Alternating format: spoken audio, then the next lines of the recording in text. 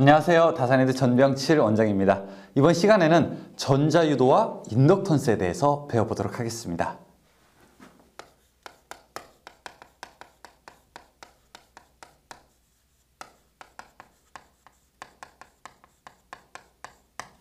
사실 이 부분이 조금 이렇게 수식이 많아서 그렇지 아주 재미있는 부분입니다.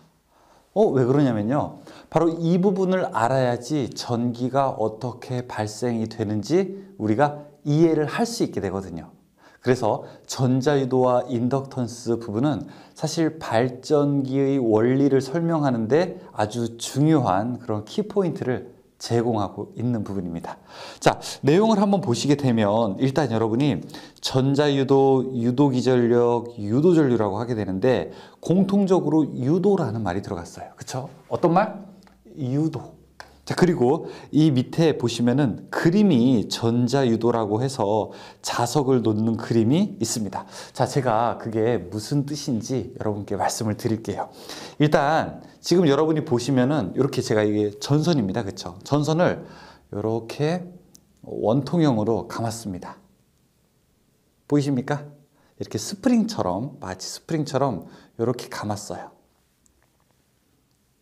물론 제가 지금 하나, 둘, 셋, 네 바퀴만 감았지만 실제 발전기를 만든다거나 아니면 교재를 보시게 되면은 원통, 철에다가 더 많은 횟수의 철심을 더 감은 형태가 되게 됩니다. 자, 이 그림을 제가 이렇게 그려봤습니다. 그래서 앞으로 제가 그림을 이런 식으로 그리게 되면 이것을 생각하시면 되겠습니다. 이런 모양을요.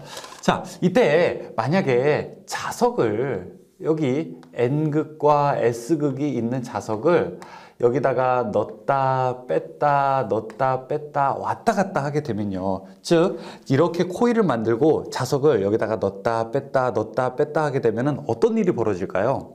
이 구리선에는 일단 전자가 쭉 배열되어 있을 겁니다. 그렇죠?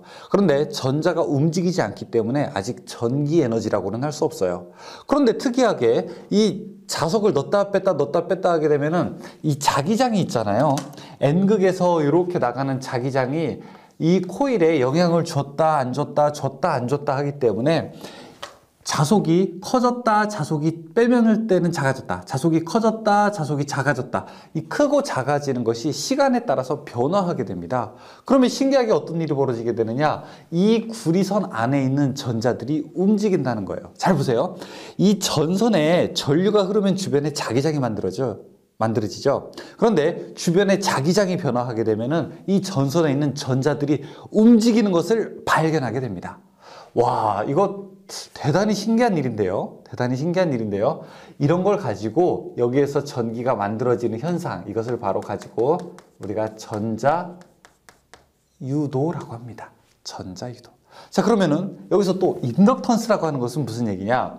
제가 여기에 코일 하나를 이렇게 놓고, 자, 또 여기에다가도 코일 하나를 놓고, 자, 똑같이 자석을 N극, S극, 똑같이 N극, S극을 가지고 둘 다 왔다 갔다 했는데, 자, 이 위에 있는 녀석은 여기서 10V가 만들어졌고, 자, 밑에 있는 녀석은 여기서 20V가 만들어졌다고 한번 해보죠. 우리가 공부를 하는데도 있잖아요. 똑같이 제가 두 명을 놓고서 강의를 해도 한 분은 한 10개 정도를 외우는 분이 있고 또 한 분은 20개 정도를 외우는 분이 있다고요. 그러면은 우리가 20개를 외우는 사람을 10개 외우는 사람보다 뭐가 더 뛰어나다? 그래요. 기억력이 더 뛰어나다. 혹은 집중력이 더 뛰어나다. 몇 배? 2배가 더 뛰어나다. 이렇게 할 수 있는 거죠. 그러면은 이 자석을 왔다 갔다 할 때 그 자기장을 전기로 바꿀 수 있는 능력, 그 능력을 바로 우리가 인덕턴스라고 하게 되는데, 둘 중에 전기를 유도하는 능력, 이 자기를 전기로 만드는 능력이 아래에 있는 것이 더 우수하기 때문에 우리는 아래에 있는 코일이 위에 있는 것보다 인덕턴스, 유도 능력이 더 좋다고 이야기를 하게 됩니다. 그래서 인덕턴스는 앞으로 기호로 L이라고 쓸 거고요. 단위로는 H라고 하는데 이걸 읽을 때는 우리가 헨리라고 읽습니다. 그래서 어떤 코일은 L 값이 10헬리다 라고 하게 되면은, 자, 이거는 L 값이 20헬리다 라고 이렇게 이야기하게 될 때 20헬리가 10헬리보다 유도하는 능력이 몇 배? 2배가 더 크다는 걸 알 수 있죠. 그러면 우리가 코일로 전기를 만들게 될 때, 즉 발전기를 이야기할 때는 유도 능력이 더 큰 거를 사용하는 게 좋게 되는 거죠. 오케이? 자, 그러면은 뒤에서 뭐가 나올까요? 어떻게 하면은 유도 능력을 더 키울 수 있을까? 야, 유도 능력을 더 키워야지 발전기를 똑같이 돌리더라도 전기를 더 많이 얻을 수 있는데, 그러면 어떻게 하면 유도 능력을 더 키울 수 있을까? 이런 고민들을 이제 과학자들이 하게 되는 겁니다. 자, 그 그림 보시게 되면은 전자유도에서 첫 번째 이야기한 것이 바로 요 그림이 되게 됩니다. 요 그림이요. 그런데 이때 만들어지는 전기의 방향이 아주 재밌게 되는데요. 자석을 집어 넣게 되면은요, 집어 넣을 때는 자기장이 갑자기 증가하게 되니까 증가하지 마라고 하면서 이쪽 방향으로 기전력이 만들어져서 전류가 앙페르에 이쪽에 N극이 되니까 앙페르 오른손 법칙에 의해서 자, 이쪽으로 전기가 플러스가 됩니다. 그런데 자석을 뺄 때는요, 떠나가지 마, 감소하지 마라고 하게 되면서 자, 이쪽으로 하게 되면 감소하게 되는 거죠. 그렇죠? 감소하지 마라고 해서 반대편으로 유도기전력이 만들어져서 이때는 이쪽이 이제 플러스가 되는 겁니다. 즉, 자속의 증가 혹은 감소를 방해하는 방향으로 유도기전력이 만들어지게 됩니다. 정의하게 됩니다. 유도기전력은 자속의 증, 감을 방해하는 방향으로. 자, 어떤 거요? 증감. 증감은 증가하거나 감소하는 것을 방해하는 방향으로 만들어진다라고 하는 것이 바로 렌츠의 법칙입니다. 렌츠라고 해도 되고요. 렌츠라고 해도 됩니다. 전기 기능사에서 방해라는 말이 나오잖아요. 방해. 그러면은 답은 렌츠의 법칙입니다. 방해 나오자마자 그냥 답은 딱 렌츠의 법칙이에요. 렌츠의 법칙. 렌츠의 법칙. 아시겠죠? 그러면은 이렇게 전기를 만드는 것도 있지만, 자, 이 자석 대신에 이렇게도 만들 수 있지 않을까요? 자, 왼쪽에 코일을 그대로 놓고요. 자, 오른쪽에도 코일을 놓습니다. 그 다음에 여기다가 교류를 집어넣는 거죠. 교류를 집어넣게 되면 한 번은 이쪽이 N극이 되고 한 번은 이쪽이 N극이 되는, 자, 이쪽이 플러스 마이너스가 계속 바뀌니까, 그럼 이쪽이 N극이었다가 이쪽이 N극이었다가 바뀌게 되면 여기에도 유도기전력이 만들어지게 되죠. 자, 이런 것을 우리가 상호유도라고도 이야기를 하게 됩니다. 좀 뒷부분에서 이야기를 할 텐데, 이것이 바로 변압기를 만드는 기본적인 원리가 되게 되는 겁니다. 자석을 넣었다 뺐다 하는 거는 발전기. 여기다가 중심축을 만들어서 이 자석을 돌리는 거예요. 막 돌려요. 그러면 자속이 늘어났다, 줄어들었다, 늘어났다, 줄어들었다 할 거 아니겠습니까? 이쪽 코일 변에서는 이것이 바로 발전기의 원리죠. 그러니까 발전기는 기본적으로 회전기예요. 뭘 자꾸 돌려요. 풍력 발전기 돌리죠. 수력 발전기도 여러분 돌리는 겁니다. 원자력 발전기요, 증기로 해서 돌리는 거죠. 화력 발전기요, 돌리는 거죠. 다 돌리는 겁니다. 자, 밑에 렌츠의 법칙이 있고, 유도기전력은 자속의 변화를 방해하려는 방향으로 발생한다. 여러분, 방해에다가 밑줄 치세요. 방해. 자, 그 다음에 패러데이의 전자유도 법칙. 자, 그렇다면 전기가 어떻게 해서 많이 만들어지느냐, 전기를 많이 만들려면 어떻게 해야 되냐, 야, 여기서는 도대체 몇 볼트가 나오게 되느냐, 이런 얘기를 우리가 또 해야 됩니다. 여기서는 그럼 몇 볼트가 나올까요? 그거는 이렇게 된다. 자, E는 N dt분의 d phi 이렇게 이야기합니다. 볼트. 여기서 N은 무엇이냐? N은, 자, 일단 여러분이 전기를 많이 얻으려면 어떻게 해야 될까요? 일단 많이 감습니다. 권수를 많이 감아요. 왜 많이 감냐? 많이 감을수록 자석에 의한 영향을 많이 받기 때문에. 자, 그래서 N은 권수입니다. 권수는 몇 회 감았느냐. 자, 그 다음에 dt는요, 이거는 시간에 따른 phi는요, 자속의 변화. 그러니까 dt분의 d phi. 시간에 대한 자속의 변화. 시간이 짧을수록 더 유도기전력은 크고요. 그러니까 더 빨리빨리 왔다 갔다 할수록, 회전을 더 빨리 할수록, 그 다음에 자속, 자기장의 세기가, 이 자석의 자기장의 세기가 더 클수록, 클수록 전기가 더 많이 오게 되는 겁니다. 그런데 만약에 직류이면요. 멈춰 있게 되면 어떻게 되죠? 시간에 따라서 자속의 변화가 있나요? 컸다 작았다 변화가 있어야 되는데 그냥 가만히 있으면 변화가 없죠. 그러니까 가만히 있게 되면은 전기가 유도되지 않게 되는 거죠. 자, 이런 얘기가 바로 밑에 식에도 볼 수가 있습니다. 그런데 밑에 식 보시게 되면은 여기에 마이너스 부호가 붙어 있죠. 그렇죠? 마이너스 부호. 이거는 왜냐하면 렌즈 법칙 때문에 그래요. 반대 방향으로 만들어진다는 걸 표시하는 것이기 때문에 마이너스를 붙이게 되는데 실용상은 그냥 마이너스 부호를 쓰지 않아도 괜찮습니다. 다음에 도체 운동에 의한 유도기 전력. 자, 유도기 전력 이렇게도 만들 수 있고요. 그 다음에 유도기 전력을 만들 때 이제 자석을 자석을 두고 코일을 왔다 갔다 해도 전기를 만들 수 있게 되는 겁니다. 즉, 자, 이쪽에 N극이 있고, 자, 이쪽에 S극이 있게 되면은 이 상태에서 도체를 움직여서 전기를 만들 수 있어요. 전기를 만들 수 있어요. 이때 만들어지는 기전력 E는 B, L, V, 사인 세타라고 해서 저 앞에서 우리가 F는 B, I, L, 사인 세타 했던 거 기억나시세요? 뭐 비슷한 건데 B, L, V라고 하는데 여기서 B는 자속, 밀도, 이 주변의 자기장의 세기, L은 여기에 있는 도체의 길이, V는 속도, 움직이는 속도, 다니는 미터 퍼 세크. 그 다음에 세타는 이 자기장과 도체가 이루는 각도를 표기하게 됩니다. 근데 뭐 많이 나오지는 않습니다. 그 밑에 유도기전력의 방향이 플레밍의 오른손 법칙이라고 했죠. 자, 우, 발, 좌, 전. 이거는 발전기를 얘기하는 거죠. 발전기를 설명하는 거죠. 도체를 움직였을 때 전기가 어느 방향으로 갈 것인가. 우, 발, 좌, 전. 오른손이 발전기랑 되게 되는 겁니다. 자, 그 다음에 본격적으로 우리가 인덕턴스를 한번 얘기해 보죠. 인덕턴스, 자체 유도, 코일 자체의 유도기전력이 발생되는 현상이다 라고 이야기를 하고 있습니다. 자, 자체 유도 교재에 있는 그림을 보게 되면은 이렇게 되어 있죠. 철심, 동그란 철심이 있게 되고 그 다음에 이런 식으로 이렇게 감겨 있습니다. 그러면은 여기다가 직류 전원을 넣었을 때 자, 이쪽으로 전류가 흘러가게 되겠죠. 그러면은 여기에서 앙페르 오른손 법칙에 의해서 자속이 쭉 가게 됩니다. 철심을 따라서 오게 되면은 자, 그러면 이때 자속이 다시 코일과 만나게 되면은 이 코일에서 뭐가 발생하게 됩니까? 전기가 발생하게 되죠. 이런 것을 우리가 스스로 유도됐다고 해서, 그러니까 내가 바람을 만들었는데 그 바람이 다시 나를 움직이게 하는 것과 같은 꼴이 되게 되는 거예요. 이런 걸 우리가 자체 유도 현상이다 라고 이야기를 하게 됩니다.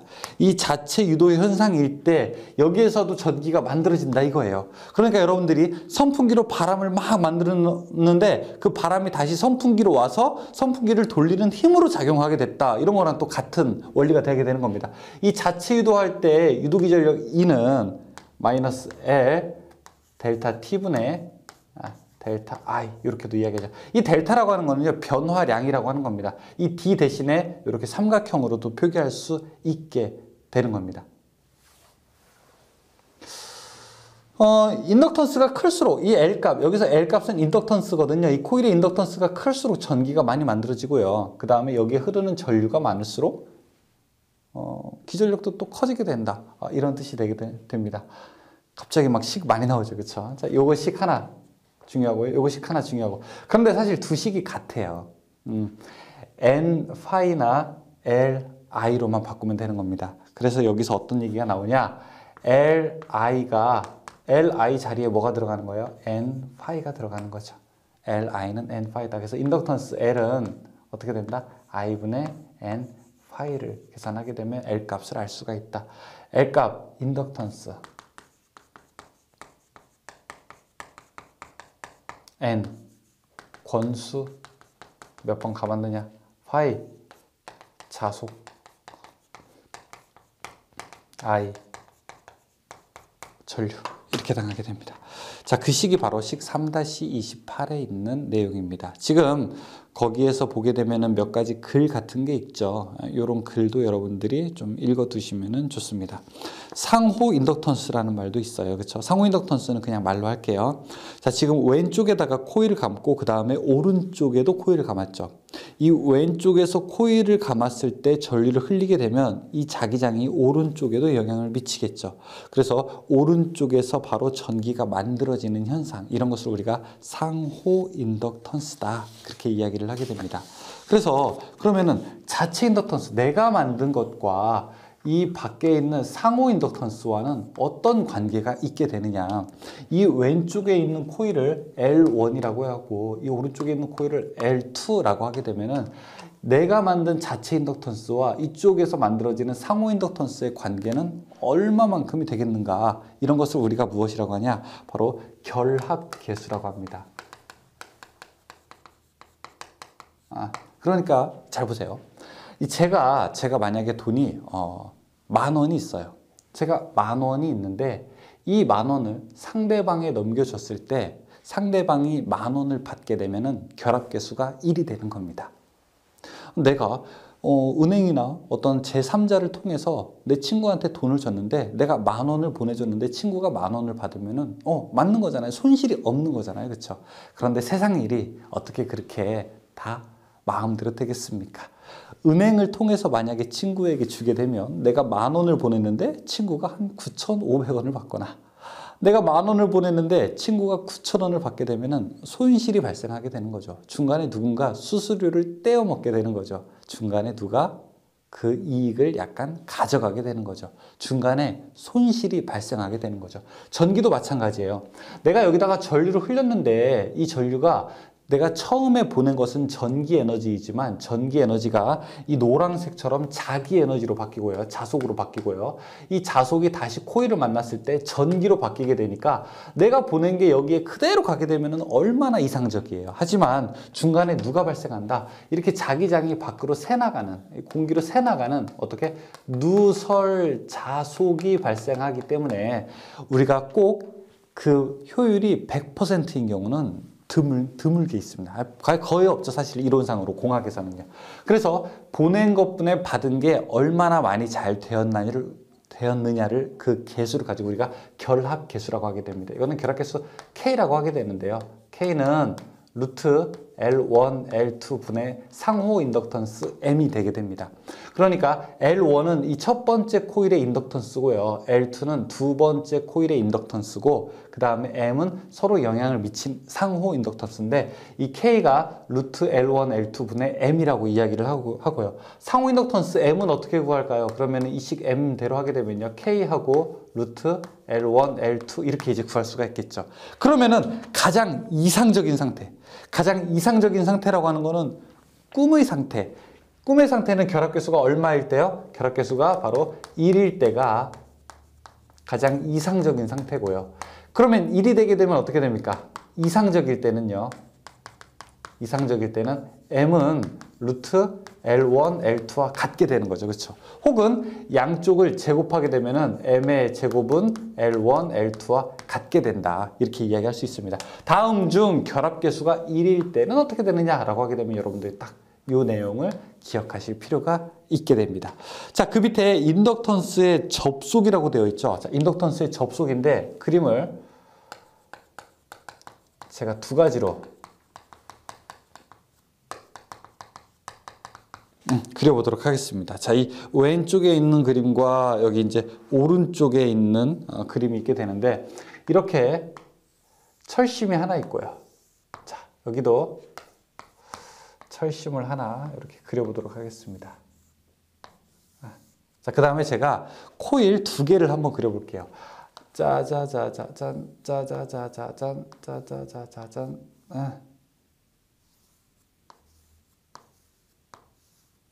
두 개 보이십니까? 여기 L1이라고 하고 이쪽을 L2라고 하게 되고요. 자, 감는 방향이 이렇게 감겨 있다가요. L2도 어떻게 됩니까? 이렇게 감겨 있게 되죠. 따라서 이쪽에 만약에 플러스 전원을 집어넣게 되면은 전류가 이렇게 흐르게 되면은 여기는 왼쪽에 있는 코일은 자기장이 이 좌측으로 만들어질 거예요. 왜냐? 자기장이 앙페르의 오른나사 법칙에 의해서, 그렇죠? 오른손 법칙에 의해서. 자, L2도 마찬가지예요. 전류가 이렇게 흘러가겠죠? 그러니까 왼쪽으로 흘러서, 자, L1과 L2 두 개의 자기장은 합쳐지는 형국입니다. 합쳐지는. 이런 걸 우리가 더할 가짜를 써서 가동 접속이라고 합니다. 가동 접속. 이 접속했는데 서로 두 개가 더해지는 형국이다. 자, 그럼 반면 하나, 둘, 셋. 자, 이렇게 가서요. 자, 이렇게 코일이 있다고 한번 해보죠. 그러면은 여기다가 만약에 전류 I를 흘렸을 때, 자, 이렇게 방향, 그 다음에 여기는 아래 방향이니까 자, 이 왼쪽에 있는 코일은 이 좌측으로 자기장의 힘이 만들어지지만 이 오른쪽에 있는 코일은 우측으로 만들어지게 되죠. 따라서 이 왼쪽에 있는 코일을 L1, 오른쪽에 있는 코일을 L2라고 했을 때 두 개는 서로 반대 방향으로 자기장이 만들어지는 그런 형국이 되게 됩니다. 이런 건 우리가 두 개가 서로 빼진다라고 해서 이런 접속은 차동 접속이라고 하게 됩니다. 뺄 차자죠. 그래서 계산식은 원래 어떻게 되느냐, 원래 이 회로의 전체 인덕턴스를 구해라 라고 하게 되면은 인덕턴스 L은 L1 플러스 L2 플러스 마이너스 2M이 되게 되는데요. 가동 접속일 때는 플러스 기호를 쓰고요. 차동 접속일 때는 마이너스 기호를 쓰게 됩니다. 그래서 이때 인덕턴스 L은 L1 플러스 L2 플러스 2M이 되고요. M은 여기 상호 인덕턴스예요. 그 다음에 이쪽에서는요. L은 L1 플러스 L2 마이너스 2M 이렇게 계산을 하게 됩니다. 그래서 가동 접속일 땐 플러스가 되고요. 차동 접속일 때는 마이너스가 된다. 이 정도만 여러분께서 알아두시면 되겠습니다.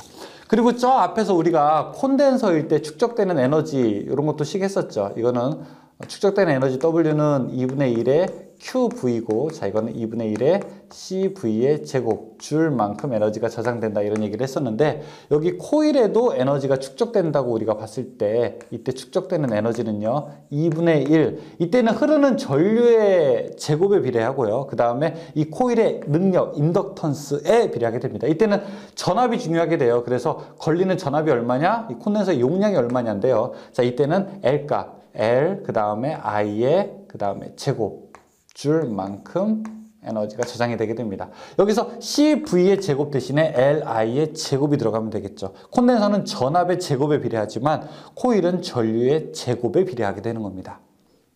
괜찮으세요? 괜찮으세요? 우리가 몇 개 알아봤는데 이번 문제에서 식이 조금 몇 개 나왔어요. 그렇죠? 근데 이 식이 여러분 좀 어려운 식은 아니니까 여러분들이 좀 노트에다가 한 번씩 써보시면서 정리를 해볼 필요가 있습니다. 자, 문제 들어가겠습니다. 1번, 다음에서 나타내는 법칙은 무엇이냐? 유도기전력은 자신이 발생 원인이 되는 자속의 변화를 방해하려는 방해 렌즈. 2번, 다음은 어떤 법칙을 설명한 것인가? 전류가 흐르려고 하면 코일을 방해하려고 하는 렌즈. 3번, 자장 중에서 도선에 발생하는 유기기전력의 방향은 어떤 법칙이어야 되는가? 방해하는 방향, 렌즈. 4번의 패러데이 전자유도 법칙에서 유도기전력의 크기는 코일을 지나는 땡땡의 매초 변화량과 코일의 땡땡이 비례하게 된다라고 이야기하겠습니다. 4번에 자 E는 N 델타 T분의 델타 파이 권수에 비례하고요. 시간당 자속에 비례하게 되죠. 그래서 뭐뭇의 매초 변화량, 자속의 매초 변화량과 권수에 비례하게 된다. 2번, 5번. 유도기전력의 크기는 코일을 지나는 자속의 매초 변화량에 땡땡하고 코일을 권수하는 자속의 매초 변화량에는요 비례하게 되고 그 다음에 코일의 권수에도 비례하게 된다. 문제가 좀 이렇게도 재밌게도 나와요. 3번 비례 6번 코일의 그림과 같은 방향으로 유도전류가 흘렀을 때 자석의 이동 방향은 어떻게 되는가. 이거 되게 재밌어요. 그러니까 이게 문제가 뭐냐면은 자석을 했을 때 이 코일에 어떻게 전기가 유도되느냐 이런 얘기예요. 자, 코일에 전류가 흘렀을 때 자석이 어떻게 움직이느냐 그게 아닙니다. 자, 지금 코일 보게 되면은 이렇게 감겨 있어요. 이렇게 감겨 있고, 그 다음에 여기에 전류가 이쪽 방향으로 흘렀대요. 이쪽 방향으로 흘렀다는 거는 어떻게 된다는 거예요? 이 오른쪽이 N극이라는 거죠. 그렇죠? 여기가 이렇게 자기장이 N극이 나왔다는 거예요. 그러면은 렌츠의 법칙에 의해서 자기장의 증가 혹은 감소를 방해하는 방향으로 만들어져요. 그럼 어떻게 하게 되면 어떻게 하면 방해하는 겁니까? 자석이 이쪽으로 들어오기 때문에 방해하는 거, 이 증가하는 거를 방해하는 방향으로 만들어진 거죠. 따라서 자석은 이쪽으로 들어오는 형국이 되게 되는 겁니다. 답 2번. 7번. 도체가 운동하는 경우 유도기전력의 방향을 알고자 할 때 우, 발, 좌, 전. 플레밍의 오른손 법칙. 2번. 8번 플레밍의 오른손 법칙에서 셋째 손가락의 방향은 도, 자, 기, 기전력, 전류의 방향. 3번. 9번 두 개의 코일을 서로 근접시켰을 때 한쪽 코일의 전류가 변화하면 다른 쪽 코일에도 유도기전력이 발생한다. 이것을 무엇이라고 하는가? 상호유도. 10번 50회 감은 코일과 쇄교하는 자속이 0.5초 동안에 0.1에서 0.2로 변화했다면 크기는 얼마큼이 되는가? 자, 요거 그대로 가게 되는 거죠. E는 N 델타 T분의 델타 파이. 그러면은 자, 권수가 얼마큼이 되는 겁니까? 권수가 50회가 되고요. 자, 시간은 얼마큼이래요? 0.5초 동안에 0.5초 동안에 자속은 0.1에서 0.2로 바뀌었다니까 0.1만큼 바뀌게 되는 거죠. 답 2번 10V. 11번 권수가 150인 코일에서 2초간 1웨버의 자속이 변화했다면 코일에 발생되는 유도기 전력은 얼만큼이 되겠는가? 자, 똑같아요. 이는 n 델타 t분의 델타 5. 그러면 권수가 지금 150이고요. 시간이 2초 동안에 자속의 변화가 1웨버만큼 바뀌었다고 하네요. 그렇죠? 75. 12번 매초 1A의 비율로 전류가 변하여 10V를 유도하는 코일의 인덕턴스는 얼마큼이 되는가 물어보고 있습니다. 자, 이는 지금 요 것도 되지만 여기 N5 대신에 LI를 집어넣을 수도 있죠. L 그 다음에 I 자, 이렇게도 식을 넣을 수 있죠. 지금 여기에서 E가 얼마라고 했냐면 만들어지는 전압이 10V 만들어진대요. 10V 그 다음에 L 값을 모르고 그 다음에 몇 초에 1A래요. 몇 초에. 그러니까 1초분의 1이래요. 그럼 L은 얼마예요? 10이겠네요. 그렇죠? 답 4번. 13번. 다음 괄호 안에 들어갈 알맞은 내용은 무엇인가? 자기 인덕턴스 1헨리는 전류의 변화율이 1A/s일 때 몇 볼트?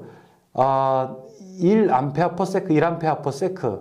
그 다음에 1헨리일 때 1볼트가 되는 거죠. 답은 3번 1볼트 기전력. 14번. 자체 인덕턴스 2헨리 코일에서 0.1초 동안에 1A의 전류가 변화하게 되면은 유도기 전력은 어떻게 되겠는가? 자, 이는 L 델타 T분의 델타 I. 자, L 값 인덕턴스가 2고요. 그 다음에 시간이 0.1초고요. 그 다음에 전류가 1A라고 하게 됩니다. 얼마입니까? 20V가 되겠죠. 잠깐! 여러분께서 꼭 풀어보셔야 됩니다. 시험장 가실 때 여러분은 공학용 계산기를 지참하실 수가 있습니다. 그리고 시험장 가서 연습장 하나 달라고 해서 연습장에다가 이렇게 그려볼 수 있습니다. 이 CBT 시험은 컴퓨터 모니터에서도 계산기를 사용할 수 있는데 이런 계산기를 사용하려고 하게 되면은 조금 컴퓨터로 계산기 써보셨습니까? 엄청 귀찮죠. 마우스로 막 누르고 해야 되니까 쉽지 않으니까 여러분들이 공학용 계산기를 가져가시는 게 더 좋고, 공학용 계산기를 가져가시려면은 평소에 이렇게 쉬운 것들도 꼭 연습을 해보실 필요가 있습니다. 처음에 공학용 계산기 만지시는 분들은 끌 줄도 몰라요. 잘 몰라요. 우리가 사용하기가 쉽지가 않아요. 그렇죠? 그러니까 꼭 한번 이렇게 테스트를 해보시기 바라겠습니다. 평소에 많이 익숙해지셔야 돼요. 왜냐? 제가 왜 자꾸 이런 거 강조한다고 했어요? 왜 자꾸 강조한다고 했어요? 여러분, 기사산업기사, 기능장, 기술사 할 때에는 꼭 공학용 계산기를 잘 사용해야 되니까. 아셨죠? 자, 15번. L은 0.05 헨리 코일에 흐르는 전류가 0.05초 동안에 2A 변화했다. 코일에 유도되는 기전력은, 자, 계산 한번 해보세요. 똑같이요. 똑같죠? 2V. 16번. 또 똑같은 문제예요. 그렇죠? 자체 인덕턴스 40mH 헨리에서 0.2초 동안 10A의 전류가 변화했다. 40mH 헨리는 얼마큼입니까? 0.04가 되는 거죠. 그렇죠? 똑같이 기전력 구하면은 2. 17번. 단면적 A 제곱미터 자로의 길이가 L미터, 투자율 뮤 건수 NA인 환상철심의 자체 인덕턴스는 어떻게 되는가 물어보고 있습니다. 17번에 자체 인덕턴스 구하게 되려면요. L분의 뮤 A 그 다음에 N의 제곱 이렇게 우리가 구할 수 있습니다. 이것은 뭐냐면요. 인덕턴스라고 하는 것은 우리가 아까 인덕턴스를 좀 크게 하고 싶다, 작게 하고 싶다, 크게 하고 싶다고 했잖아요. 그렇죠? 인덕턴스를 크게 하려면은 길이를 줄이고 그 다음에 투자율을 높이고 면적을 높이고 권수를 높여라 라고 이렇게 이야기하고 있습니다. 권수의 제곱에 비례하고 있어요. 인덕턴스는. 그러니까 우리가 코일을 여러 번 감는 거예요. 여러분 모터, 발전기, 변압기 뜯어보세요. 권수가 어마어마하게 많이 감겨 있어요. 왜? 권수를 많이 감아야 인덕턴스가 커지니까. 이 식은 꼭 기억해 두시기 바라겠습니다. 기사에서도 자주 나오는 문제예요. 그런데 이거를 유도를 하려면은 지금 해설처럼 밑에 쭉 이렇게 유도하게 되면 이렇게 답을 알 수 있어요. A 대신에 A가 면적인데 A 대신에 S를 사용하기도 합니다. 자, 요 식을 그런데 우리가 외울 필요가 있는데 유도할 필요는 있느냐? 아직은 없을 것 같아요. 그렇죠? 그래서 밑에 해설 보고 이 식이 이렇게 해서 유도되는구나 라고 참고하시면 되겠습니다. 18번. 코일의 자체 인덕턴스 L과 권수의 관계로 옳은 것은 무엇이냐? 자, 지금 L과 권수의 관계는 어때요? 권수의 제곱에 비례하는 거죠. 권수의 제곱이 커질수록 L도 커지잖아요. 그렇죠? 그래서 N이 제곱이고 여러분 비례한다 표시는 어떻게 됩니까? 이렇게 이렇게 비례한다는 거예요. 이거는 이 뜻은 뭐냐면 오른쪽이 커질수록 왼쪽이 커진다라고 하는 뜻입니다. 권수의 제곱에 비례한다. 이게 커지면 이게 커진다. 월급, 근속년. 근속년의 월급이 근속년에 비례한다. 근속년이 커질수록 월급도 커진다. 오케이. 자, 답은 그래서 2번이지, 2번. 19번. 권수 N터닝 코일에 I암페어의 전류가 흘러 자속 Phi가 발생할 때 인덕턴스는 어떻게 되는가? 라고 물어보신다. 아까 Li는 N-Phi 요거 기억나십니까? 이때 인덕턴스 L은 어떻게 됐습니까? I분의 N-Phi 이렇게 우리가 식을 놓을 수 있겠죠. 답 1번. 20번. 권수 200K 코일에 5A의 전류가 흘러서 0.025웨버의 자속이 코일을 지난다고 하면 이 코일의 자체 인덕턴스는 어떻게 되는가 물어보고 있습니다. 자, 여러분 딱 이 문제 보고서 어떤 식 써야 될지 잘 몰라요. 그쵸? 그런데 처음에 200 나왔잖아요. 200회라고 했으니까 이거는 N 권수구나. 이렇게 여러분 기호로 표기를 할 수 있어야 됩니다. 그 다음에 5A 흘렀대요. 5A는 뭐예요? 전류 I구나. 그 다음에 0.025래요. 0.025 자속이니까 Phi구나. 문제 L은 얼마냐 물어봤으니까 N, I, Phi, L 가지고 풀 수 있는 거 L은 I분의 N Phi 가지고 풀 수 있겠구나. 그럼 I가 5분의 N 200 곱하기 0.025로 이렇게 한번 풀어보자 라고 이야기를 할 수가 있겠죠. 답은 2번이죠. 21번. 권수 300K 코일에 6A의 전류가 흘러서 0.05웨버의 자속이 코일을 지난다고 하면 이 코일의 자체 인덕턴스는 어떻게 되는가? 똑같죠. 그렇죠? I가 얼마 들어가는 겁니까? 6 들어가고요. 권수가 300, 그 다음에 자속이 0.05만 집어넣게 되면 되는 거죠. 22번.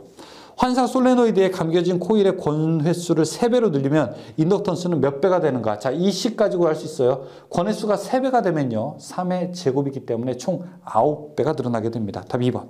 23번. 자체 인덕턴스가 L1, L2인 두 코일을 직렬로 접속하였을 때 합성 인덕턴스를 나타내는 것은 어떻게 되는가? 코일 직렬로 연결됐을 때 합성 인덕턴스는 이렇게 나타내죠. L은 L1 플러스 L2 플러스 마이너스 EM 플러스 마이너스인지 몰라요. 가동 접속이면 플러스고요. 차동 접속이면 마이너스가 되는 거죠. 일단 기본식은 이렇게 되죠. 3번처럼. 24번. 자기 인덕턴스가 각각 L1, L2인 두 개의 코일이 직렬로 가동 접속되었을 때 따단! 가동일 땐 뭐예요? 플러스 EM이 되게 되는 거죠. 답은 4번. 25번. 자체 인덕턴스 L1, L2인 두 코일을 직렬 가극성으로 접속했을 때 가극성이 가동 접속이랑 똑같은 얘기예요. 자, 가동 접속을 다른 말로 우리가 가극성이라고 이야기하고요. 차동 접속은 다른 말로요. 감극성이라고 이야기를 하게 됩니다. 그래서 가동 접속 가극성으로 했다라고 하는 얘기는 가동 접속과 똑같은 얘기예요. 플러스 EM이에요. 3번. 26번. 상호 유도 회로에서 결합 개수 K는 어떻게 되는가? K 아까 어떻게 됐었죠? 정확히 했었죠. 루트 L1, L2분의 상호 인덕턴스 M 이렇게 구할 수 있겠죠. 3번. 27번. L1, L2 두 코일이 접속되어 있을 때 누설 자속이 없는 이상적인 코일 간의 상호 인덕턴스는 어떻게 되는가? 이상적일 때 상호 인덕턴스 K는 자 루트 L1, L2분의 상호 인덕턴스 M이었었죠. 이상적일 때는 어때요? K가 1일 때라고 했잖아요. 그렇죠? 그러면은 M은 어떻게 됩니까? L1, L2. 자, 이렇게 되는 게 이상적일 때죠. 그렇죠? 답 3번이죠. 28번. 자체 인덕턴스 L1, L2 상호 인덕턴스 M인 두 코일의 결합 개수가 1일 때. 역시 이거 이상적일 때. 29번. 자체 인덕턴스가 각각 160, 250 두 코일이 있다. 두 코일의 사이에 상호 인덕턴스가 150이면 결합 개수는 어떻게 되는가? 자, 29번. 결합 개수 K는 이렇게 계산할 수 있죠. K는 루트 L1, L2분의 상호 인덕턴스 M인데 자, 이때 루트 L1, L2가 160, 250. 자, 루트 160 곱하기 250이고요. 상호 인덕턴스는 150, 그쵸? 150. 자, 이거 계산하면 되겠죠. 0.75 나올 겁니다. 30번. 자체 인덕턴스가 40mH와 90mH인 두 개의 코일이 있다.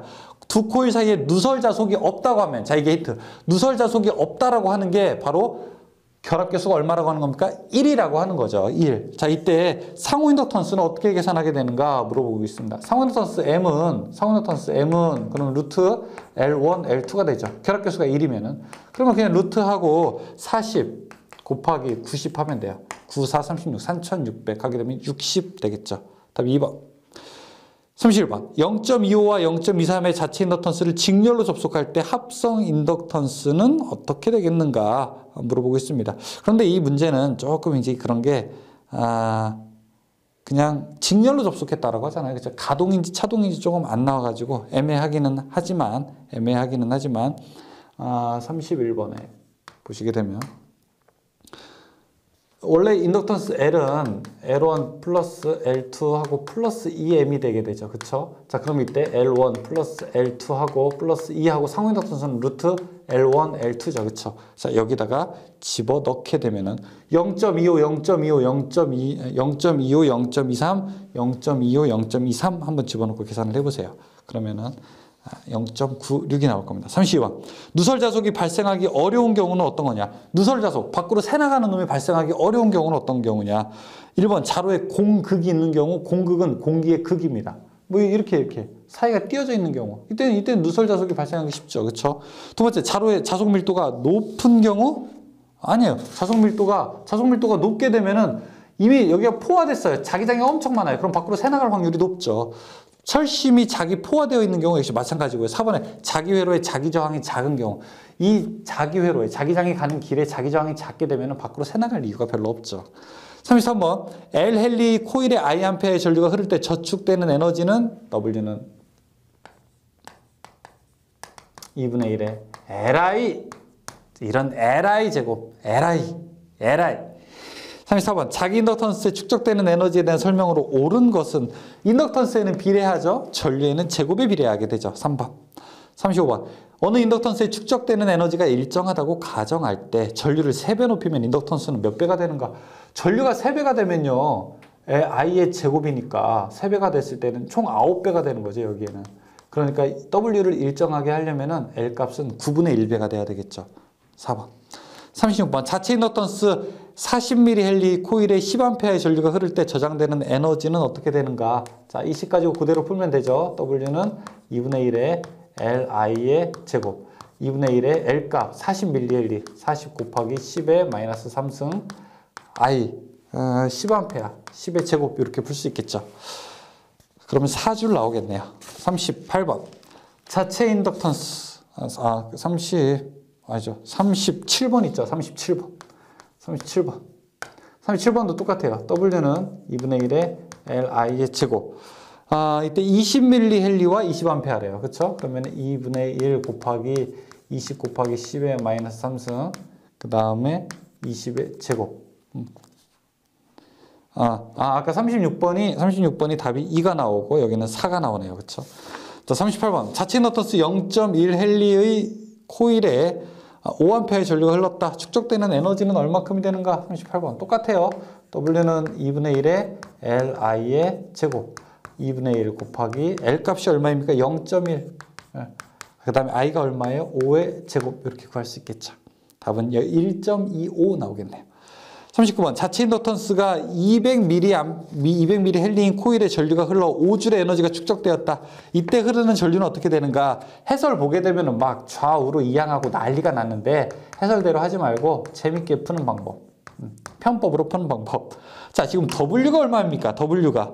지금 여기서 뭐가 하냐면 전류가라고 하잖아요. 그렇죠? 그럼 W는 얼마예요? W가 5줄이잖아요. 그렇죠? 5는 그럼 2분의 1 곱하기 200mH 헨리, 200ml면 0.2죠. 0.2 곱하기 I의 제곱.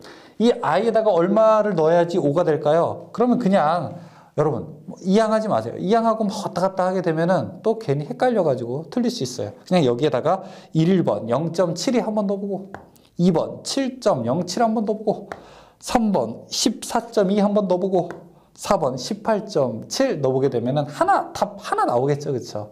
답 하나. 7.07 집어넣었을 때 답이 나올 겁니다. 네.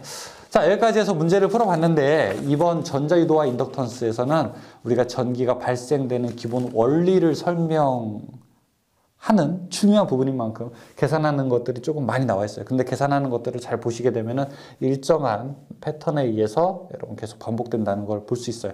여기서 여러분들이 아예 못 풀 수 있는 문제는 없습니다. 제가 그래서 처음에 여러분께 말씀드렸던 것처럼 이 문제를 공부하는 방법은 이거 뭔지는 알겠는데 내가 혼자서는 잘 못 풀겠다 하는 거 다 어떻게 해요? 다 이렇게 표시. 아, 이거는 내가 알겠어. 이건 오케이 알겠어. 그러면 X. 이건 내가 이거 공부하면 알 것 같아. 공부하면 알 것 같아. 공부하면 알 것 같아. 공부하면 알 것 같아. 공부하면 알 것 같아. 알 것 같아. 자, 이렇게 다 아리송한 것들은 다 이렇게 표시를 해놓을 수 있습니다. 이거는 내가 알 것 같아. 그럼 다음에 공부할 때는 어떻게 하는 거다? 다음에 공부할 때는 X 쳐 있는 거는 빼고, 자, 한쪽으로만 표시되어 있는 것을, 다음에는 공부할 때, 여기가 알 것 같아. 그러면 이렇게 X로 만드는 과정. 이 과정이 바로 자격증 공부다. 잘 안 되는 거는 말고 놓고, 예, 아셨죠? 예, 기억하시면서 즐거운 공부 되시길 바라겠습니다. 다산에드 전병칠 원장이었습니다. 감사합니다.